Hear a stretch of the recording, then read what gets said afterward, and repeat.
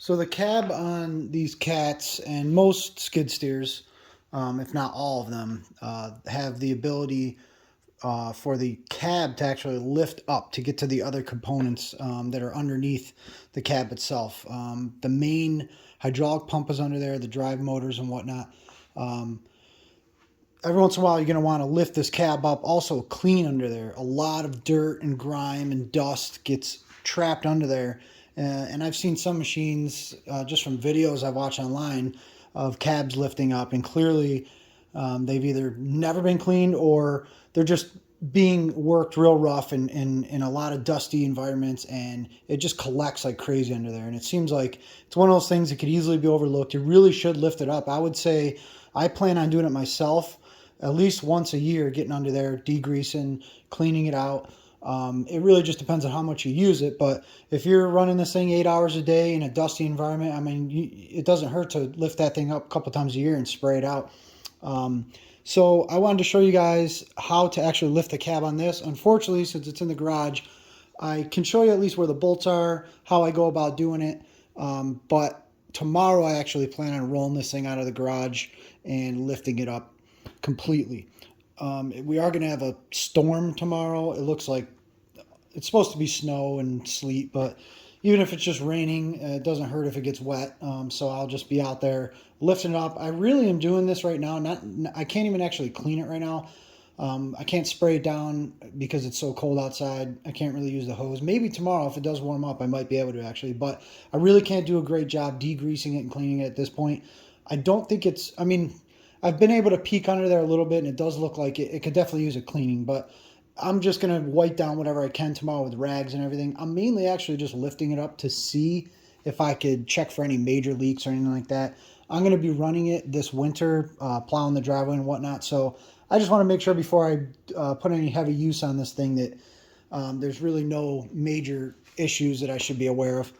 All right, so basically, I've already figured out that this thing takes... what size socket is this? 15/16. And I just use an adapter. I've already lifted this cab once, but I just want to show you guys how I went about it. So I did have to break the bolts loose with a ratchet.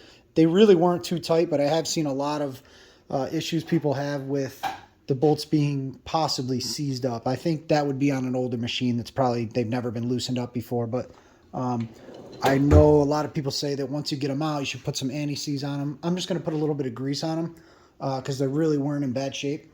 So let's go over here. Obviously, you start by lifting open this door. And the bolts are actually, took me a second to figure out where they actually were. On the newer models, in the D series, they're actually out here, so you could actually get to them a lot easier. I think they kind of thought, hey, why are we going to have to dig for these bolts when, you know, it's way more easily accessible when they're mounted on the outside here. So these bolts you can't see, but they're basically right about in this location, but on the inside. So pretty simple to find. But if we look down, let me turn on this light here and see if we can show you the top of the bolt. So if you peek down in here, you could actually see the top of the bolt right there. And what's nice is it actually insets, or it drops down into a sort of a bolt holder, so that way when you do loosen the nut on the bottom, it'll actually stay in place. And then when you go to tighten it again, you kind of have to fight a little because it wants to push up out of that relief that's in there, but it does make it a little bit easier. I could definitely see why they moved these bolts to the outside, you know, kind of redesign this so they out here easier access. But for now, so all you really do is, I'm just going to take this impact because it's already been loosened up previously, and I only tightened it down with this. Just going to sneak under here. If under here, there's actually a big hole in order to get to that nut, and it's pretty straightforward. Just kind of put this all under here, and you can see if it...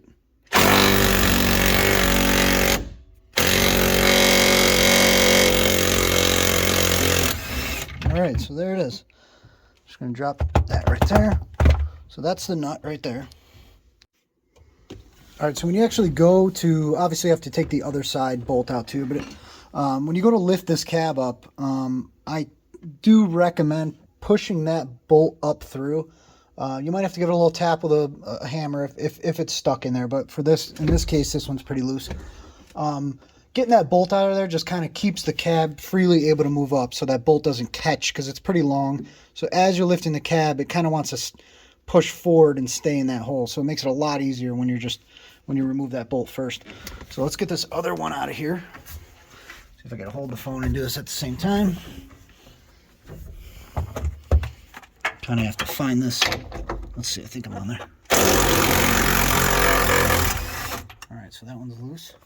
Just drop it right there too. So I'm going to go ahead and push these up with my finger. And that's pretty much enough to do it. You don't have to take them completely out yet. You could actually just pop them up a little bit, and then there we go. That should do it. All right, so I'm going to go ahead and lift this cab up. And I can only lift it so much because the garage door opener and stuff is here, but just want to show you how it's done. So I actually ended up first sticking a crowbar under here because you can tell it hadn't been open a while. It was a little, not seized shut, but it was just stuck a little bit on the rubber pads. Let's see if I can lift this up. There are shocks. You know what, I'm going to go ahead and grab the crowbar so I don't wrench my back. Trying to do this with one hand. So I'll come over here and show you too. There's actually these gas shocks right here, these struts that will assist in lifting this thing up. And mine were in pretty good shape because they did help quite a bit. And they did hold the cab up itself. And let's see.